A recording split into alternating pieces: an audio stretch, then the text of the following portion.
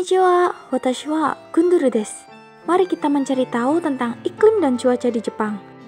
Let's go! Seperti yang kita ketahui, Jepang merupakan pulau yang memanjang dari utara ke selatan.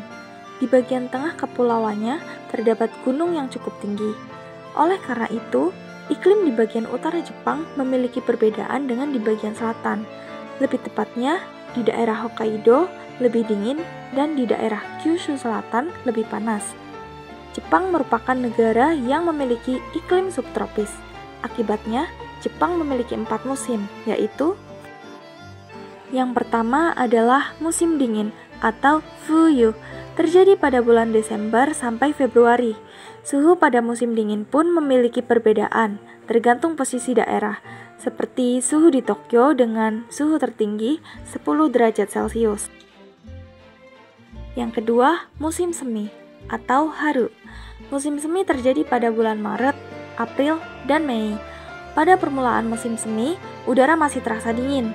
Buah plum, cherry, dan azalea blossom mekar dengan indahnya di seluruh Jepang. Bunga sakura mulai mekar di Okinawa, di mana tempat ini sudah lebih hangat. Yang ketiga, musim panas atau Natsu.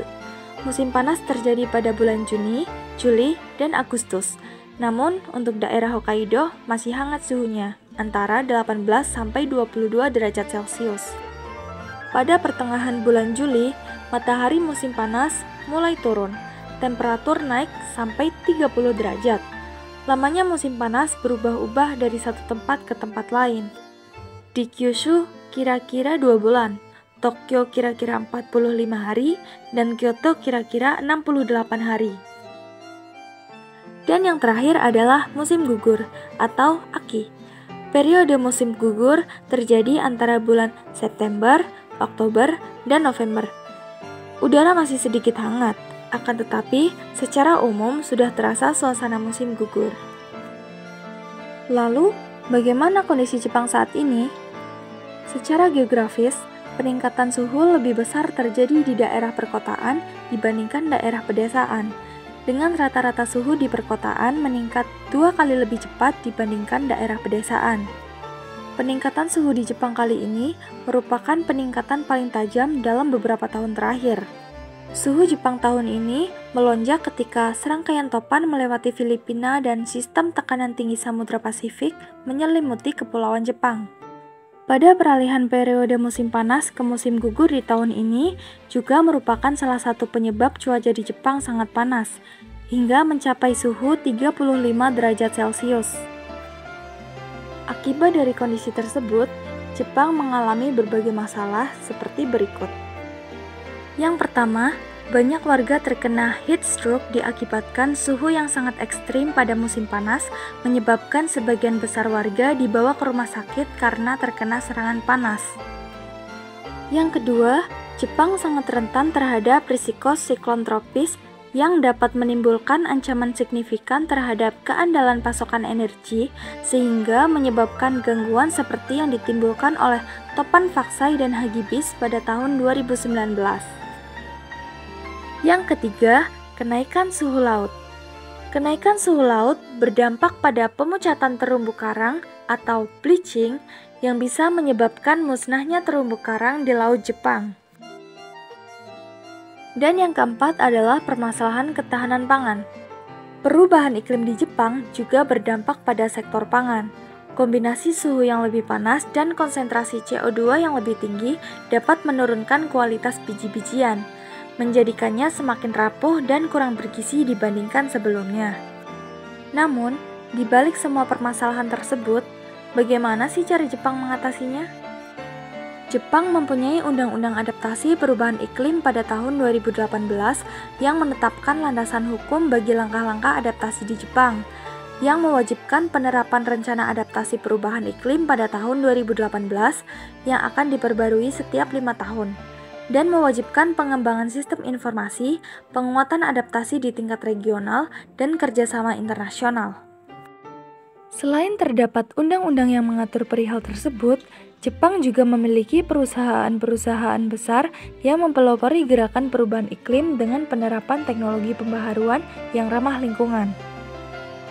seperti RICOH, Panasonic Corporation, Solar Frontier, Shimizu Corporation, dan Lixil Corporation.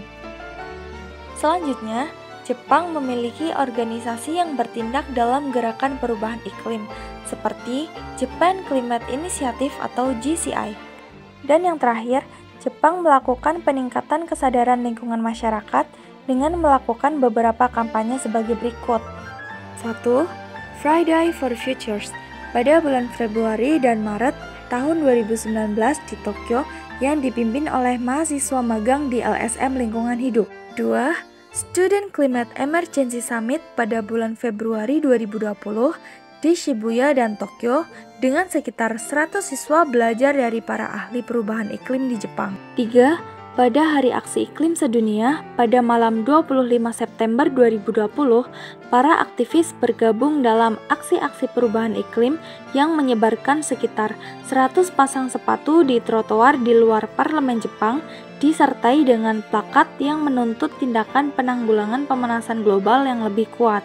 Dan yang keempat, pemerintah, LSM, perusahaan swasta, dan masyarakat secara keseluruhan mengubah gaya hidup sehari-hari yang menjadi lebih berkelanjutan untuk berkontribusi terhadap urgensi perubahan iklim secara global.